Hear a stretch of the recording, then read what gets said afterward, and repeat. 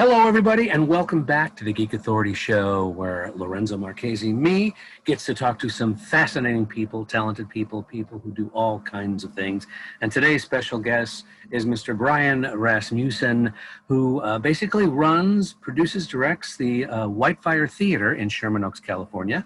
I've known him for years. I've seen, lots of productions, all kinds, from actual premieres to full-on musicals, all kinds of fun stuff. Welcome, Bryan. Thank you for doing this. Thanks, Lorenzo. It's nice to see you. Cool. So, obviously, let's start off with the Whitefire Theatre. Obviously, the world has shut down, and theater has somehow bloomed in various ways. And, of course, the internet has pretty much allowed theaters to basically keep producing and stay alive and hopefully keep people interested in live theater. So what has Whitefire done? Well, you know, we've actually been experimenting with live streaming for a long time. We live streamed our very first play production back in 2011.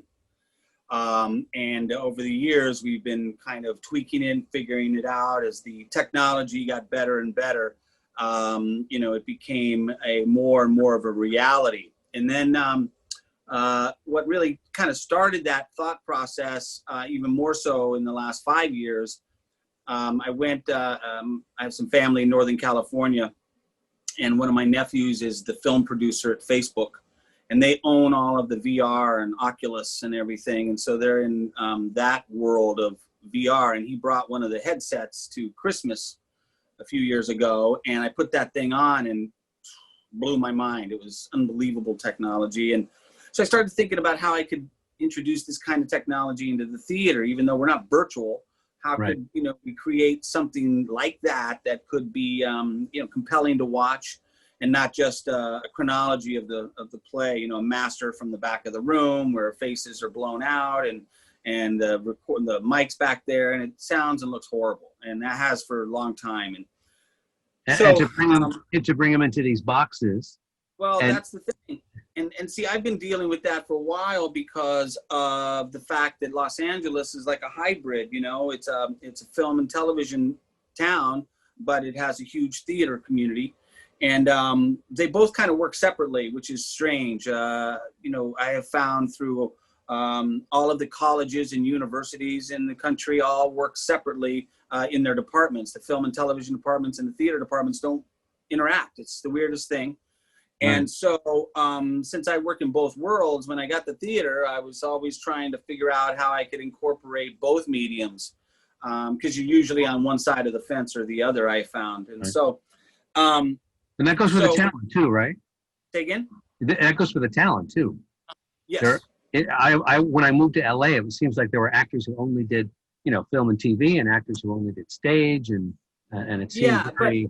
it can be, but in general, but a lot of most of the film and television actors come up through theater. Even the directors, the writers, you know, Bobby Moresco, who I collaborate with and have for about a decade, he won the Oscar for writing Crash.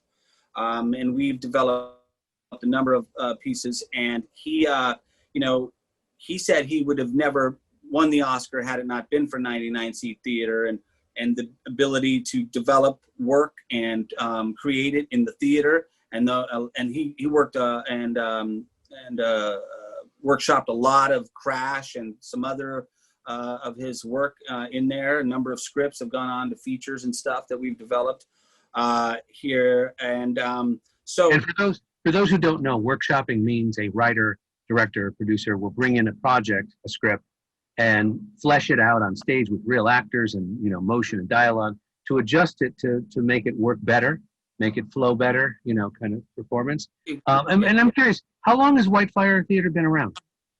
Almost 40 years. Wow. Almost 40 years. This is the 38th season, so 2 more years till 40. I've had it for 16. So that's how long, which is crazy because it was not in my plans. I mean, I think we all want our own theater, but you know, I'm an actor, so I was, you know, bartending and didn't have any cash or anything.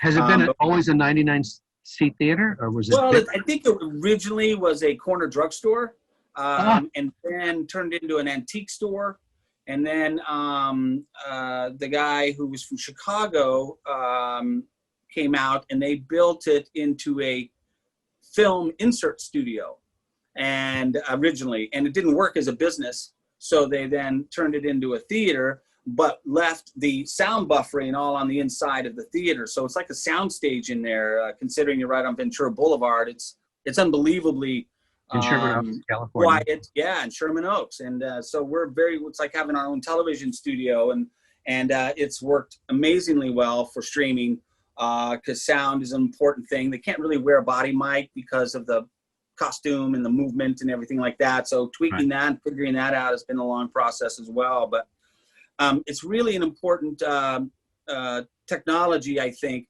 that can bring more audiences to theater. You know, that's kind of been the theater's issues forever, is, you know, it's a niche type of art form. It's like jazz. And so it needs support. And most theaters are nonprofit type of ensembles that get funding and things like that. But I didn't want to do that because I'd been part of most of the big companies in town, and just saw it burn out most of the actors. Constant fundraising is just, you know, it's a real burnout for creatives, I have found. And so I vowed not to have that happen. And so I chose not to do a nonprofit and be fundraising all the time, and kind of tried to figure out a better way to produce, which is how the shorts on Tuesday nights and the company started, because we kind of turned a lateral run of like a Thursday, Friday, Saturday run for 6 weeks, which was the norm. And kind of shifted it and turned them vertically. So you run once a week for a longer period of time, for 6 weeks, but it's only 6 performances. So it's only a third of the cost. And it also pushed us back more to theatricality. Instead, you know, we've become very realistic in a lot of our tech and our stagecraft. And I mean, we had some of the best sets in town, and you could have shot television series on them. They were so amazing, because we have one of the bigger spaces. What I loved a lot about your theater in particular, in fact, I can't think of another theater that did this, is like every night of the week, there was a different show. Right. So you had a variety of drama, comedy, solo performances, music, all kinds of things. And then of course you had like a bigger production that would run, you know, on the weekend and stuff. But right. I love the fact that there was, every night was new, every night was fresh, every night was generally, you know, a wonderful theater experience. So, and normally you can't do that with the big productions with the permanent set and stuff, because, you know, it's just cost prohibitive and a bunch of other stuff. But we, you know, crunched the numbers and really figured out, because solo shows were kind of the metaphor for that, because they're very difficult to produce because there's only one person in the cast. So so I worked for years of trying to figure out a better way to produce those, and that was the first thing I came up with, was that they should only run once a week if they're going to do a run. Which you have to for 6 weeks in order to get press and stuff like that. So that's what we started doing, is running solo shows just once a week. And that started with having a dark spot booking wise that I couldn't fill one year during the recession. And I couldn't survive that. So I had to scramble and figure out a way to create content that wasn't coming in and renting the space. Right. And so I had been developing this Billie Holiday solo show, and there was also a solo show in class about Humphrey Bogart. And so I decided to put both of them together in one night and call it Billie and Bogey. Wow. And the first act was him, and the second act was her. And it worked. Cool. And we ran that for 6 Saturday nights, and then I had some one acts on Friday, and then some 10-minute plays on Thursdays for that 6-week slot, and it worked. And I was like, I wonder if I could do this on a regular basis. Regularly, yeah. What would it take? And I needed more dimmers and, you know, things like that took some. Well, even your stage is amazing. You've got that wonderful screen. You do the projections. You've got a great audio system. So like when you need music or cues and things, it really works for a black box theater like that. It's a smaller environment. It's not, you know, it's not a big theater, but what's nice is it's cozy, it's intimate, and it's very clear. Let's take a quick look at, I'm going to share a screen here. Here's your website. Yay. Oh, hey. This is where you get all the information. Tell me a little bit about the the GoFundMe. I think that's a great idea for a lot of theater. Yeah.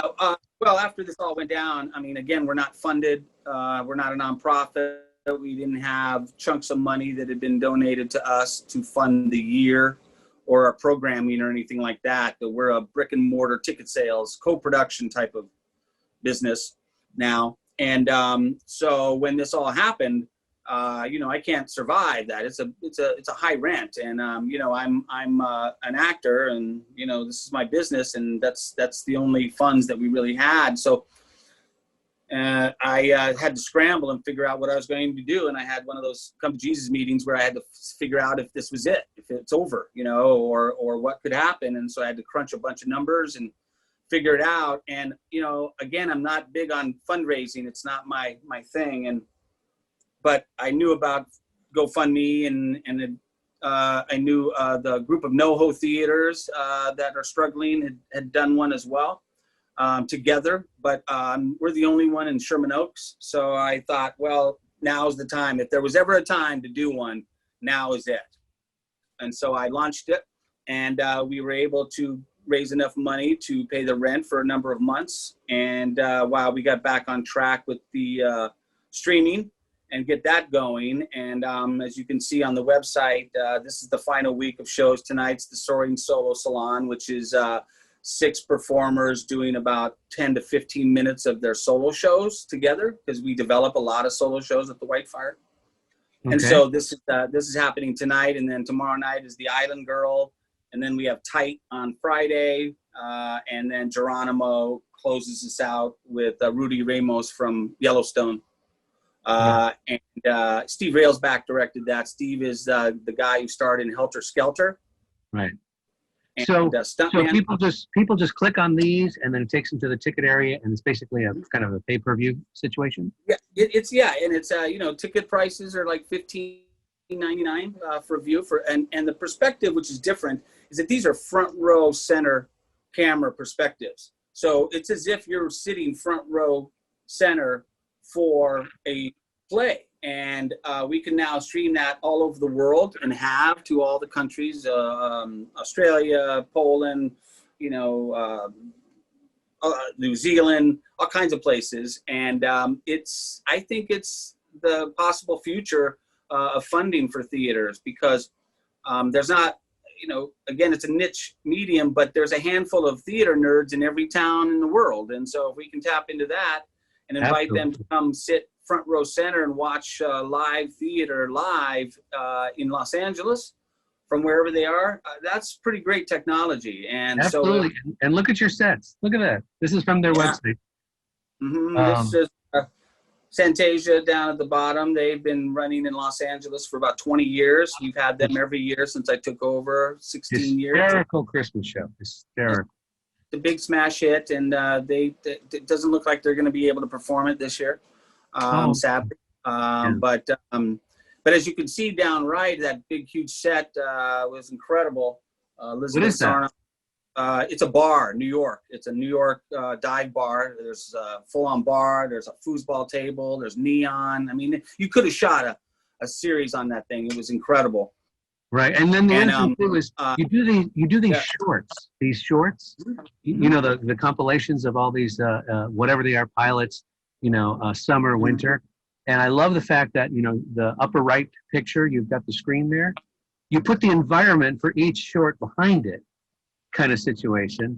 Right. And that has developed over the last few years, just projections in general, and it's its own separate art form now.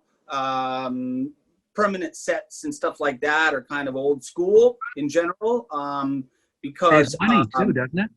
Yeah, and definitely in projections, it's not just about a substitute for location. So you don't just take a picture of the outside of a bar and use that. It's metaphor, texture, color that helps to tell the story. And theater should be theatrical. It's not just live TV or film. It's a theatrical experience where the actors are telling what's going on and we are imagining it in our brains still. We're not seeing edits to landscapes or things like that to help tell the story. So theater has its own, thing, and we, instead of trying to incorporate film and television stuff. We're keeping to our purity of theater experiences, but yet streaming them out to the world. And I think that was the challenge, is being able to hopefully get kind of close to a live experience. It's not going to ever be a substitute for it, but it's been an amazing transition. I got to tell you, I miss live theater so much. I mean, I used to review a lot, sometimes 4 or 5 times a week, and I really miss that whole experience. But I've been entertained quite a bit with these new theaters doing this live stuff. Who's this handsome guy, by the way? Who's this guy? Oh, yeah, that's me. I've got, when I have to go to auditions and stuff. But yeah, I've been an actor for about 40 years now. That's really where I came from, and having a theater was not in my plans. I didn't have the money. I was bartending, struggling as we all do to try and make a living.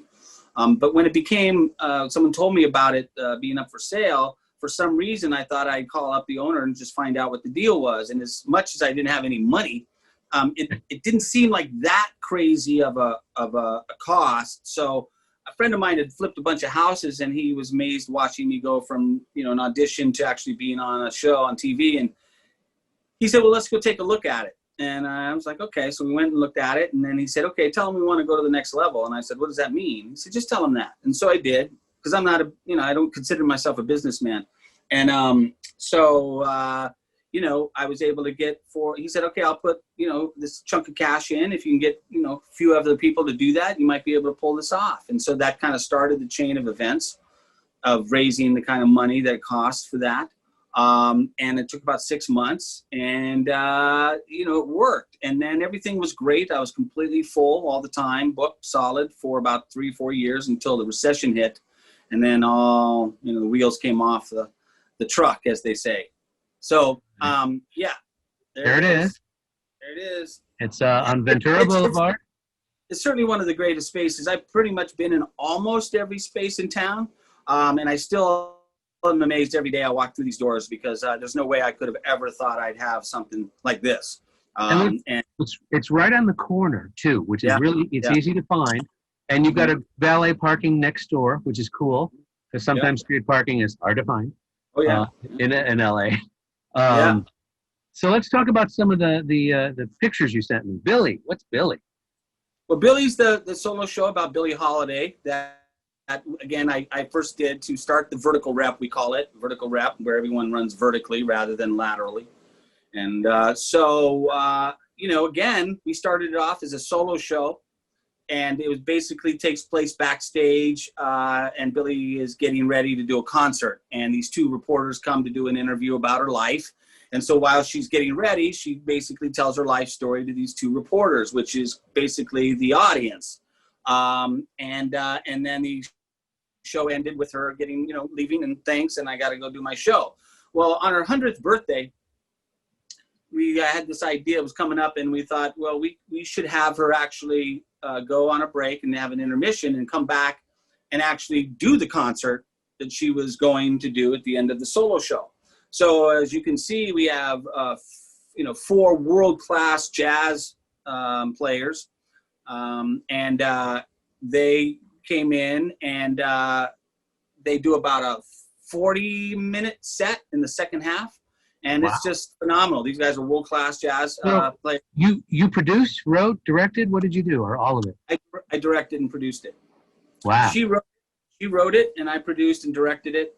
And it's been running for over a decade now, over 10 years. Actress there? Who's the actress? She wrote it? Yeah, those are all the musicians. So we've got Lange and Bobby, and then of course Cynthia, me, and then we've got Panther on the right. And all these guys are incredible performers, world class. And so to be able to listen to that music in that intimate space is one live of my... too. It's live. It's visceral. Yeah, it's amazing. It's a fantastic story. You don't learn this stuff about Billie anywhere else, but this story is great. And the estate of Billie Holiday contacted us, and we were concerned about that. We thought, they had issues. They came and saw it and absolutely loved it. and that was big because they weren't really happy with a lot of the portrayals of Billie because they concentrate on her drug addiction and difficulties rather than her artistry. And you said Cynthia wrote it, the lady on stage? Yes. Wow. Cynthia wrote it, and it won the best solo show in the NAACP a number of years ago. Wow. And we continue to do it.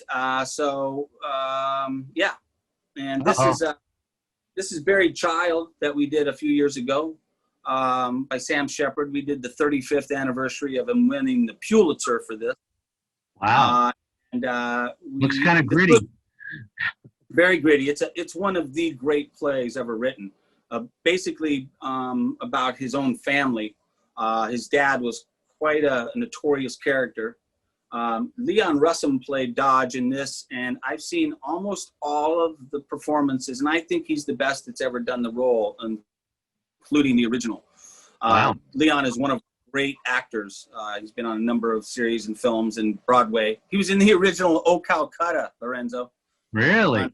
In New York. Yeah, he's had quite a career. So those two older actors in that show, Jackie Lynn Colton and Leon, together had over 100 years of theater experience between the two. And so working on that was a probably the last big production that I was able to do before all this went down. Wow. So I'm just glad I was able to mount that show then, and it was an incredible experience. And of course, who's this good-looking girl here? Yeah, it's my better half, Netta, and she runs the box office and runs the theater with me. And you won't find a nicer person. She's so sweet. She's very warm and friendly, and just fun to talk to. She remembers everybody by name. She's one of those people that just you want to get to know better. Sorry. Okay, she's Yeah, this is one of our solo shows. It won Best Solo Show at the Valley Theater Awards last year. Kat LaCoy does Vixen DeVille, and she is a professional, as you can see, artist that does things like fire eating, burlesque, walking on glass, as she does during the show. But it's basically her story about her journey.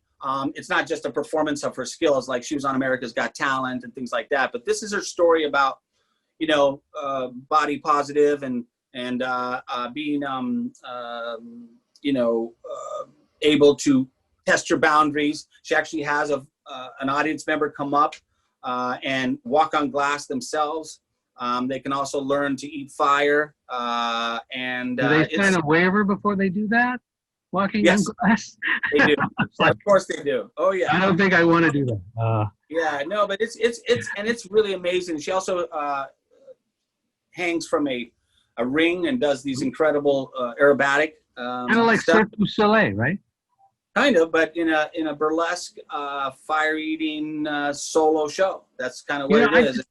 I just thought of a question. When you do these original shows, do you record them, or can you, or is it just a legal issue? You can't do that. No, that's why we can stream them, because they're owner-operated content. Oh. And so that's why we do them. You can't just stream published plays or anything like that, because you have to have do that, and normally there's just not the budget for something like that. But with original pieces, there's no ownership except the performer. It's usually the performer's own story, so that's how that works. And then original music. Billie is a different story because of its licensing and stuff. So we're still dealing with that. But we like to present that to a wider audience as well. So we're still talking about that possibility. This was one of our recent Streamfest shows about corruption in prisons that we just did, just this last week. But see, that shows you how, theatrical it can get with a projection and a gobo of bars, jail bars, and a great story. And it's the power. Who's the actor? Who's the actor? His name is Smokey Campbell. Is his name, and he's part of our solo development program here. Very nice. He'll be doing the show again, actually, for our Black Voices Solo Theater Festival, which begins middle of September. Yeah, I saw After, that on your website. Yes. yeah, after the George Floyd murder and the riots and everything and the protests, you know, I am meeting every week on a Zoom with all of the heads of theaters in Los Angeles, and we have for about 165 days. You know, trying to create a future and figure it all out and what's going to happen and everything. So, you know, and they're all talking about the racial issues and stuff in theaters, you know, white American theater they're dealing with. And so as a white artist myself, we've always been very diverse at the Whitefire, as you can see from the pictures and stuff in our company and everything, because I believe in that.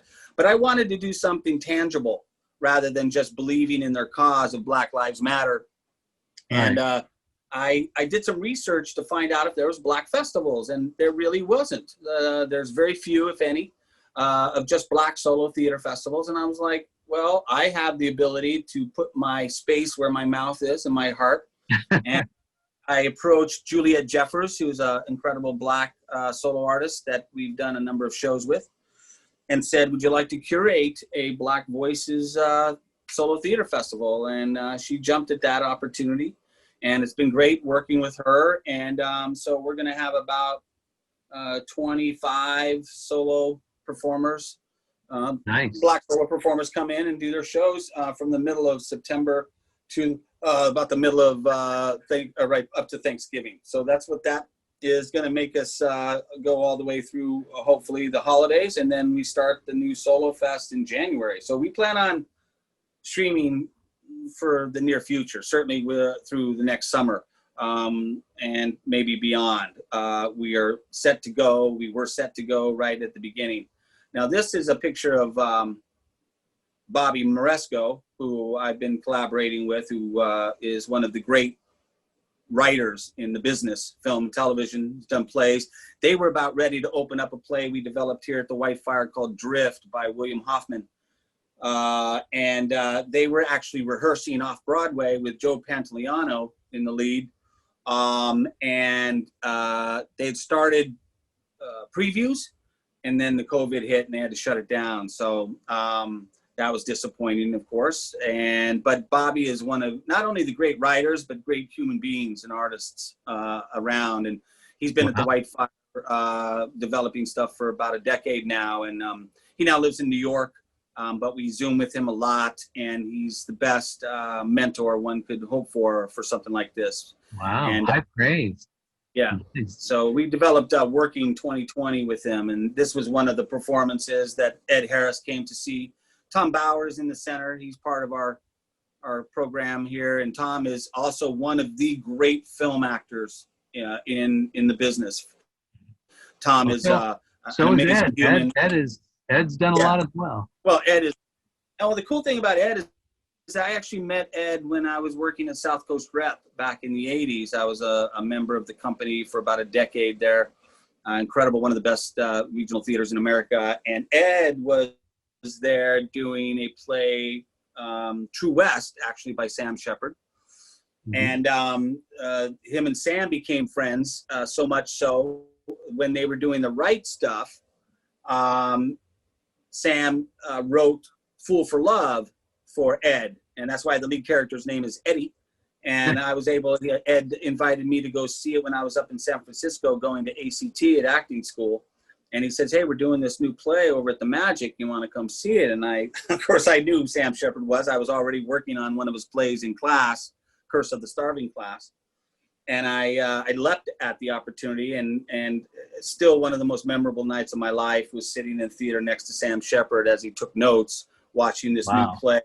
And then we all went out afterwards and had drinks, and it was one of those heady evenings that was quite extraordinary. But Ed is also one of our greatest artists, and as you know, he's become quite the big star. But he has done a ton of theater and is a theater actor. And you can tell because one of in my opinion, one of his most underrated performances is with Mary Elizabeth Mastrantonio in The Abyss, and I think that's such a powerful performance. Not a good experience for him. Oh, really? He talked to you about that? He said, don't ask me about The Abyss. Don't, because it was notorious. Him and Jim Cameron really clashed it was a difficult shoot. Water all over the place. Of course, they were in big tanks, and it was a very difficult shoot. But he's a fantastic artist, and we were so happy to see him come and see the show. And we were actually able to have a lot of people. Joe Mantegna, all kinds of people showed up to this. This is a production of the cast, a production shot, and all of these, if you notice, that's Michael Pare from Eddie and the Cruisers, about fourth from the left. Oh, and, Ann Russo, who was in My Favorite Year and a lot of other New York stuff. And Joe Taylor, who's in the center, he was just on that TV show with the lady from The Sopranos that just was on CBS. He got a series lead in that, and he's a fantastic talent. So it was quite an extraordinary experience. And again, it was a redo of another example of how the stage just works so well with that projection on the brick wall. It's like, the facade is so right. The only word I can think of is visceral. You took down the screen. Oh, you took it down? Yeah. That's permanently up there. It was done for a play about firemen called Firehouse, which we built that back wall.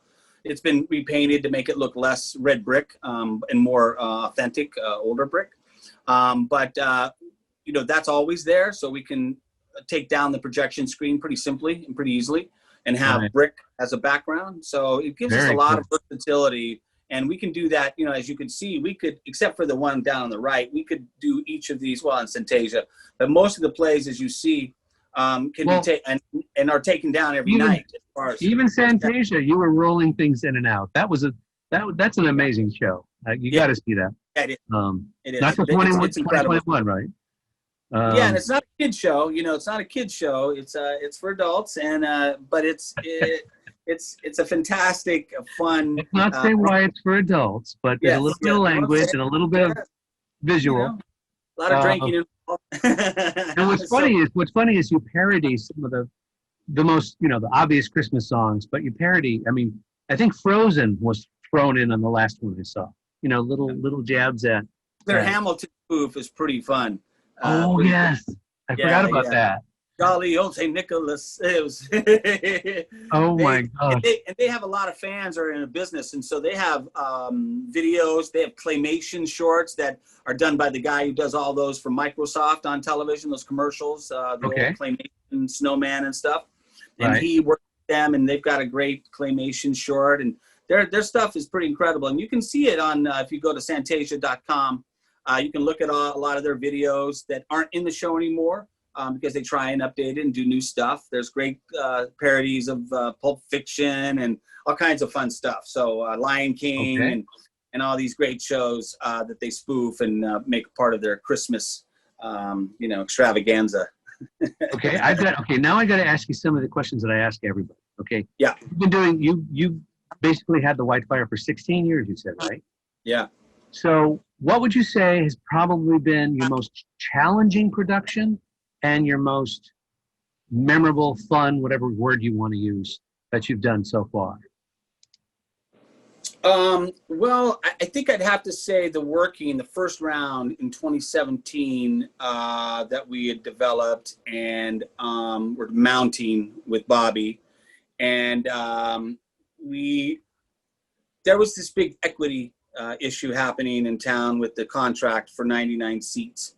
And Equity wanted to pull that agreement that had been in effect for 25 years or something like that, which allows actors to take less money to do theater so that they could get casting directors and the business to come and see the theater so they could get work. And there's no market for theater in Los Angeles. There is in New York. We have Broadway and some in Chicago. But in Los Angeles, there's no real market. But the people who run Equity are based out of New York.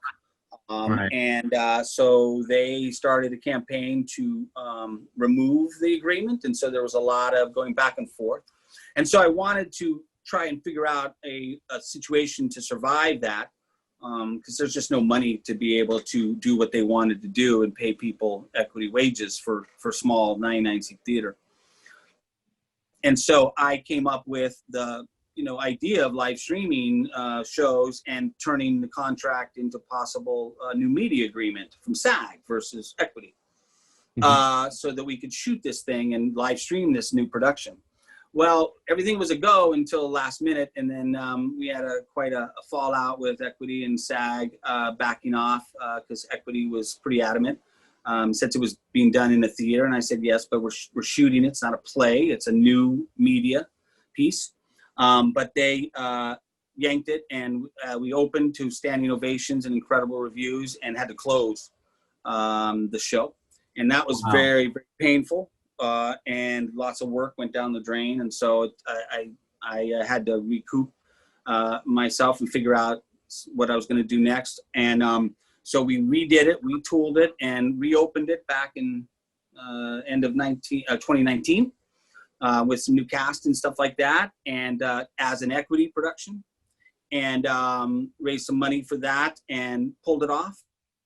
And okay, that brings up another question. How has theater evolved from, say, 16 years ago when you started to now? Because I've seen a lot of social media talk about the various, Equity and SAG after relationships and stuff.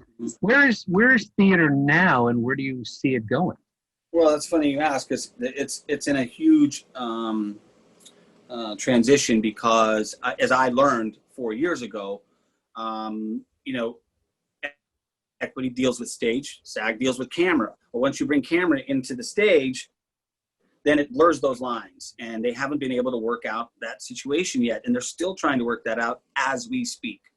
Unfortunately, Equity, 99%, even more of their membership are unemployed right now, and they're in big trouble. And so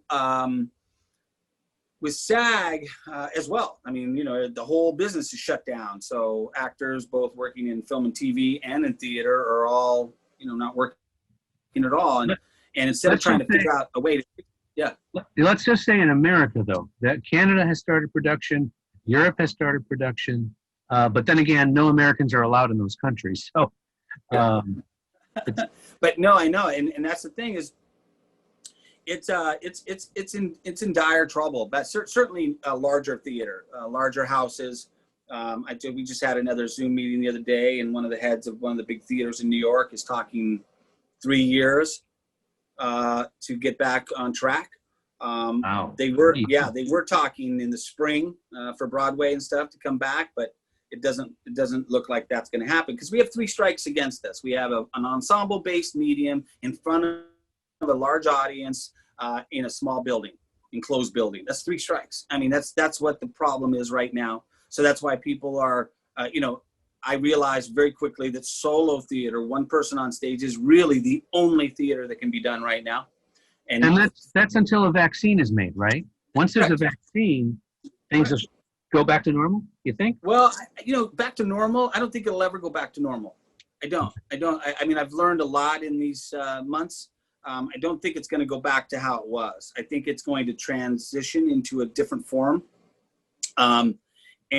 Because people are not, even though you can, doesn't mean that there's going to be hordes of people running back into a small building. It's not guaranteed. So the future is very fuzzy right now. And that's why we're just concentrating on streaming solo shows indefinitely. We do now host the second largest solo theater festival in the United States in January. Who's number one? Solo United in New York is the largest. Good for you. They do multiple shows in one day, but we only do one performance per day to give more support to the performer, so they can do a regular full production with lighting and projections and all that stuff. So we tech the entire show during the day, and then they do one performance. But a festival like Fringe and the New York Solo, they do multiple shows. So you don't have very much time. You have like 15 minutes to load in, 15 minutes to load out. And that's kind of the norm for solos. So when I developed my festival, I wanted a little bit more expanded support, because solo shows in general have gotten kind of the short end of the stick. They're usually on someone else's set. They're, they're just not able to do it because it's so cost prohibitive. But what's happened now is, I've probably done over 1,000 solo shows in the 16 years that I've been here. So we have a good grip on the whole format. And I think it's probably the most difficult and challenging theater that an actor can do in his lifetime. And I've done 8-hour plays and all kinds of stuff, classical theater and everything. And solo shows, I mean, even Hamlet doesn't have an hour and 15-minute monologue.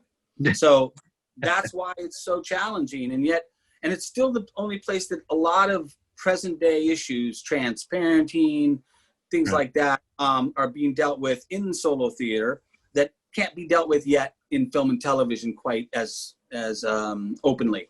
And so theater is still that bastion of exploration, and we are excited about the possibilities. And frankly, solos are used to be more of a vanity showcase type of thing back in the day, and now it's a whole transformed art form. I think that, like I said, is I think the purest form of storytelling now in theater. And I think there's something about that aspect of just having an audience and telling them the story and having it all happen in their heads that's still relevant in today's society. That's why theater's still around. What we're trying to do is put us into the same realm as film and television with the pay, because that's the thing that's kind of kept theater actors, in a separate thing, is because the pay just isn't even close to film and television. But I think that's a possibility with streaming, that it can expand the audience and bring income. With streaming, though, you can get sponsorship. There's a potential of making more money. All kinds of stuff. I'm curious. So we want that. We want. I'm curious about. Okay, I'm curious about your reaction.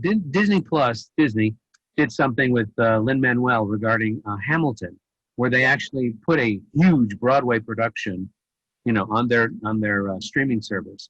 Yep. And for it's still on actually, but for a lot of millions of people around the world who would never be able, number one, get to those theaters or pay for the tickets, got to see Hamilton. What's your reaction to something like that? Bringing full productions to film like that. I absolutely love it. I think if it's done right, and they did it right. I saw the live production, and it's a brilliant piece of theater. And did it blow you away like everyone else? Did. Absolutely. I was totally blown away by it, and the talent of Lin is huge. And so if you shoot it right, and you have multiple cameras, and they're on stage with the actors, and they have cranes, and they can take intimate shots. And they shot full performances. Yeah. And the thing that really showed me that it could work was actually a Broadway production of Bruce Springsteen. He was on Broadway doing his shows a couple of years ago. And they went in and recorded a few performances and put it on Netflix. And it worked. It worked so well because they were up close like this, like this frame. And when you're an artist like Bruce Springsteen and his songwriting and storytelling ability, and of course he's got a face like it should be on Mount Rushmore. It looks amazing on camera. It was fantastic. And I looked at this thing and I said, it can work. This thing can work. And because it could have been shot on Broadway, or it could have been shot downstairs here at our theater, because they're so close. You don't know what building it's in. And it showed me the real potential of this. And Hamilton was a great way to kind of help pave the way for people watching theater on television. Trust me, I got a lot of resistance and still do. People just think theater is sacred and it should only be seen live and not recorded. And I get that idea, but I don't. I don't think it's helpful. Can I ask, are those veteran actors that are saying that, or is that newer, younger actors? More of the old school. Okay. More old school. I mean, we're dealing with a couple of young technicians in this group of artistic directors that have been doing a lot of live streaming, and they're young, and they know all of the social platforms and everything, and all the technical media and stuff. And there's a number of old school people in this. I mean, Ron Sossy's in his 80s. He's still cranking out the Odyssey, and Joe Stern at the Matrix the same way. These guys have been doing theater for almost 50 years in Los Angeles. And but they saw, if it's done right, how it could work, and that's what became the challenge, was to do it well enough that it looked great, sounded great, and was something that people would be excited about. Not, I don't want to see theater on television. It should be live, and I won't go see it unless it's, you know, in person. Yeah. Let's not forget, it's a material too. It's a very interesting material, presented in a way. You know, I'm not a rapper in terms of Hamilton.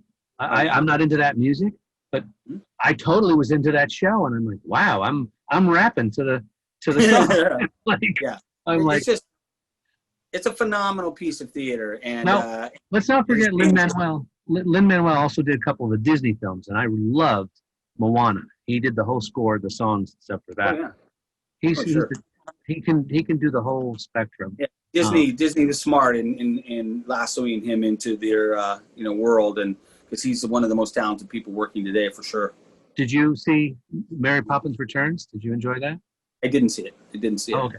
I don't subscribe to Disney Plus, but I was able to watch. But I haven't watched all the stuff. I haven't seen a lot of Broadway HD stuff. I did look at it, of course, when we were deciding to do that. Broadway HD, has been around for a while now. They're doing a lot of course, the National Theater has been broadcasting their shows for years. But the difference between what they're doing and what we do is that we broadcast it live. They shoot it live and then stream it into theaters and stuff like that. But this is recording it live. I'm sorry? You're recording it while you're shooting it live? Yes, we're doing that too, so that we can put a pay-per-view version up, and also have the actors continue to make money off of their shows, even though they're not performing them live.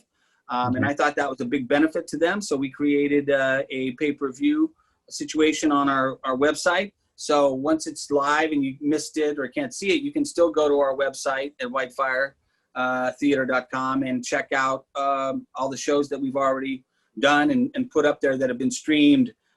We did record a fair amount of them before, but again, we had to relight and retech all of the stuff. So we are only putting up the ones that we've done recently that look really much better technically, and higher definition and stuff like that.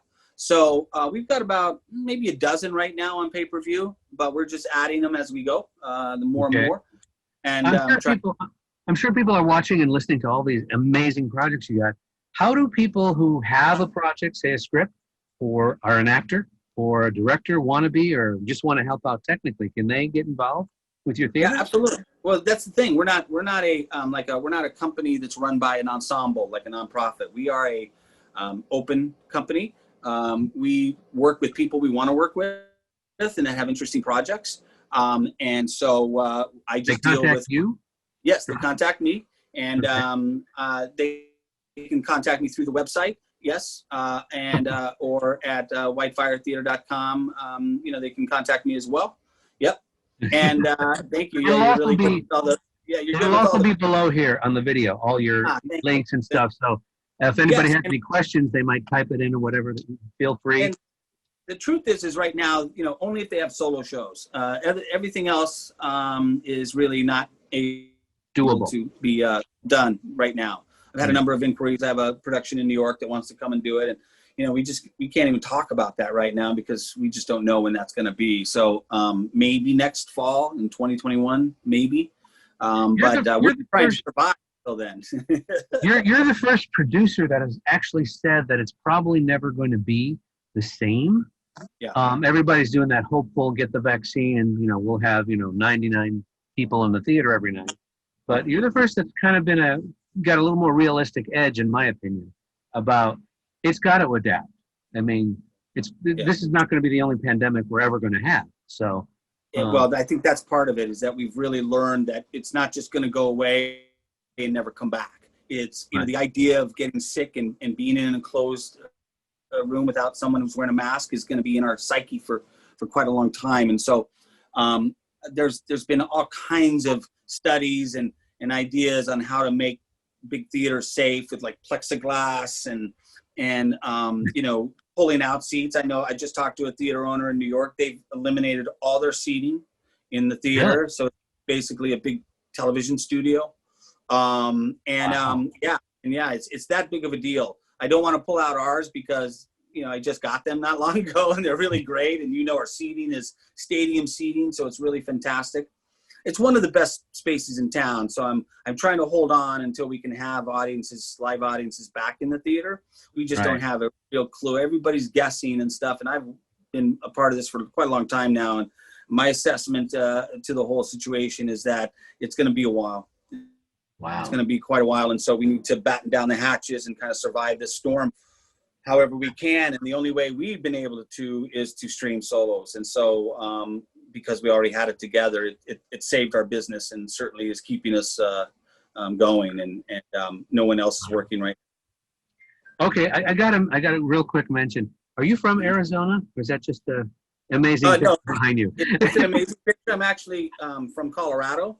I was born in Arizona, so I have a real love for the Southwest and for red rocks. And I'm actually getting ready to leave town for a week to go to a niece's wedding in Colorado, and we're going to go back through Utah and see all these incredible formations and stuff. It's a mind shower that I need to have in order to deal with my schedule. I did not have, be able to go anywhere, and I had a heart attack about 4 years ago. I realized that stress was really, really taking hold of me. And luckily I survived that, and I'm now in great shape and work, a lot still, but you're eating better, you're exercising, you look great. I mean, you really look good. Thank you, I appreciate that. But, it was funny because we were in these auditions with all the heads of these theaters a couple of years ago. Ron Saucy, Gary Grossman of the Skylight, Joe Stern of the Matrix. All four of us were talking, and we realized all four of us had heart attacks. So it's like Deadliest Catch. It's a very difficult job running a theater, and the stress and pressure is pretty massive. And so, but I've learned to really, take care of myself. And one of those ways is to make sure that I get away and get some R&R and get back into nature. And this was one of my favorite pictures that I had blown up, and it's in my office. It's behind my desk, and I just love that. But I am from Arizona, but I was only born there. I moved to Colorado and I grew up there, so I have that. I'm curious, did the theater bug hit you early? Were you like a 5-year-old and performing in front of your parents, or? I was an outgoing. I was the only redhead in our family. I have a family of 6, and they're all very low key, normal people, and I was the funny kid, class clown. I'm a redhead. So high school, you started doing theater? I started in high school. My best friend was in the theater department, and he convinced me to try out for a play. I'd done musicals because I was a singer somewhat. Really? So I had musical shows in junior high and stuff like that. And grade school, I did like some musicals. I did, I think, Alice in Wonderland and Wizard of Oz were my 2 big first pieces. But in Colorado, there wasn't really anywhere to go. I played the lion, the Cowardly Lion in Wizard of Oz. So, and then I played the rabbit in Alice in Wonderland. But but you're never late, right, for performance? Yeah, exactly. I'm late. Very important date. No time to say hello, goodbye. I'm late. Yeah, I can't believe it's still in my head. But yeah, that's how it kind of started, and I just kind of got into it, and then I got a scholarship to go to a college on a theater scholarship in San Francisco, and I only knew someone in. It was either New York or California, one of the two, and I knew some people in. My sister lived in California, so that's why I chose that, and it was a great choice. And then I went to Long Beach State, and I went back to San Francisco to go to ACT for my graduate work and my training, and then came back down and worked at South Coast Rep. And I played Young Scrooge in their annual Christmas Carol for about 10 years, and was in a number of shows there. And it was fantastic because it was a great training, and for a young actor to be in a theater like that it's as good as it gets. These performers are world class. Got to meet a bunch of great people. Wow.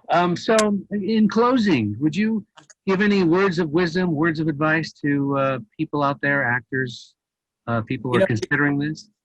Yeah, it's I'm in it, and so it's very difficult. I'm just fortunate that I have theater to focus on, and have for so long now, because the business is an up and down business. And I have found that if you have work and stuff to do, it's a much easier and much more enjoyable experience. But unfortunately, there's so little money in acting that everybody seems to be behind the 8 ball all the time. And so I always tell students, and when I go and do workshops and stuff, to have an amount of income on a regular basis, whatever that is, a side hustle of some kind, so that you can do theater for the love of it and not have to pay bills. Because I think in acting in general, once you have to make a living doing it, it corrupts the process a little bit as artists. So you need to take parts based on money rather than on the part itself and the art of it. So it can get kind of, I certainly have learned that because I was a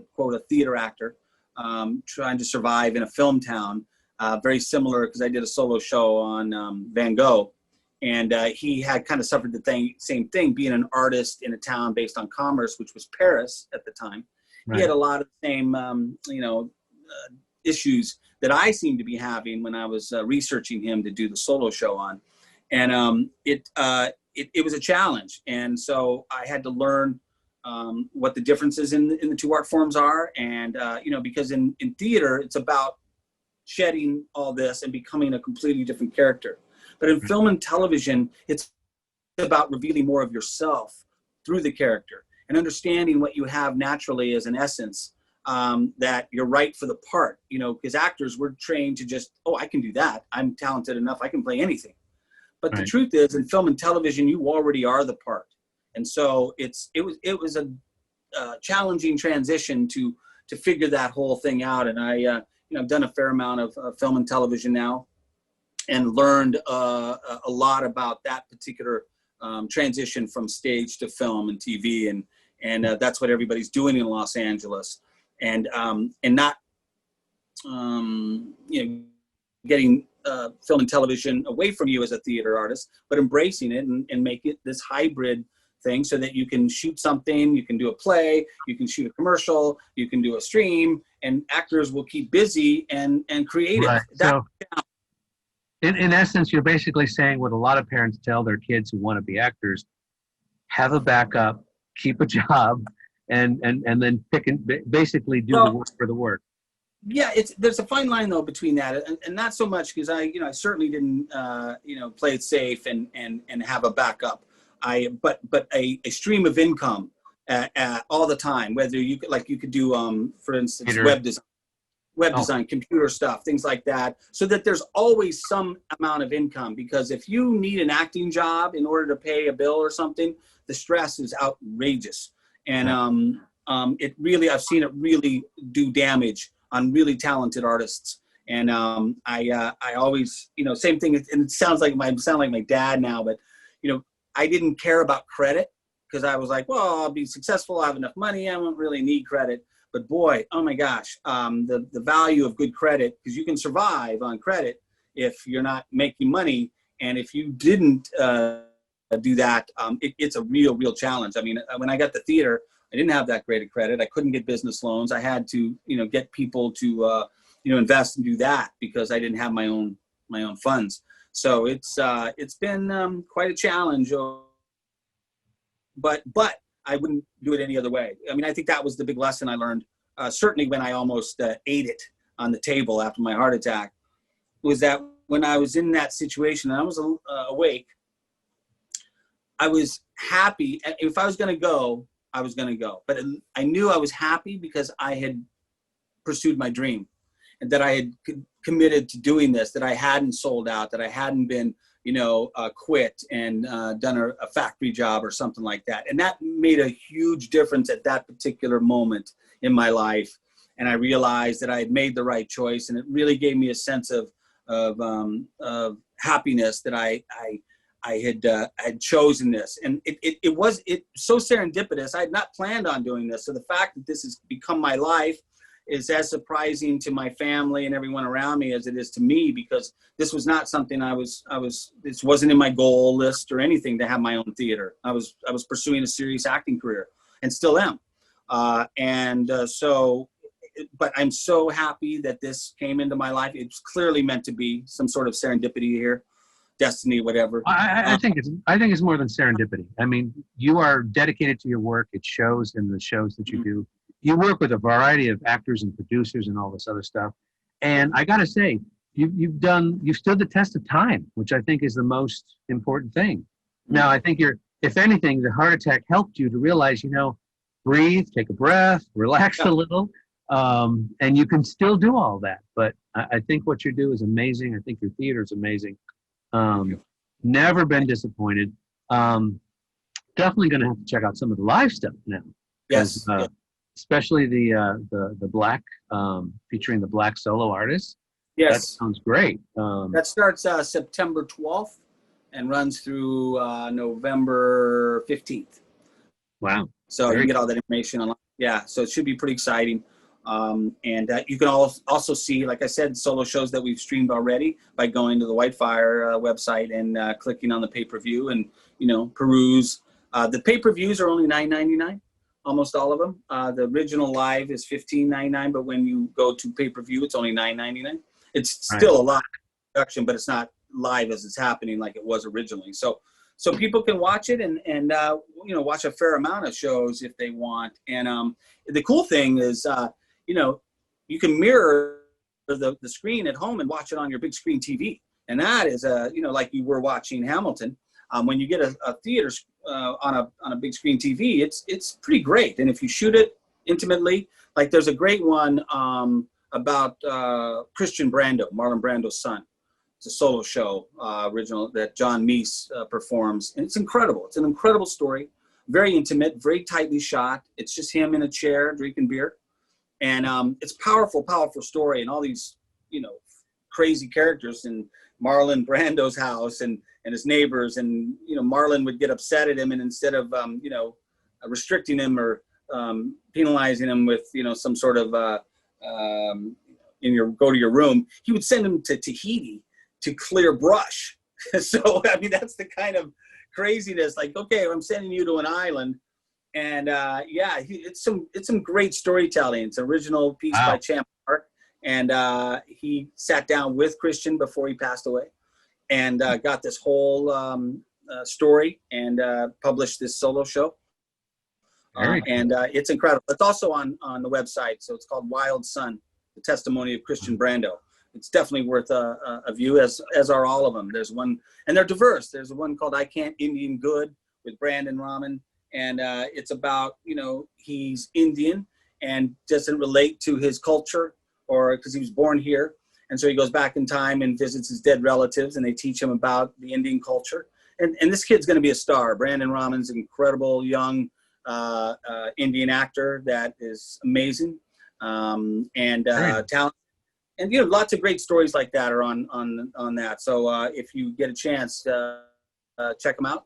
Okay. And I'll include the links underneath here so that people can, click over to, you can, or you watch. And if you want to look at them yourself, call me, text me and I'll send you a link so you can watch some of those ones I was telling you about so you can, peruse our theatrical buffet. Absolutely. Are you still interested in reviews?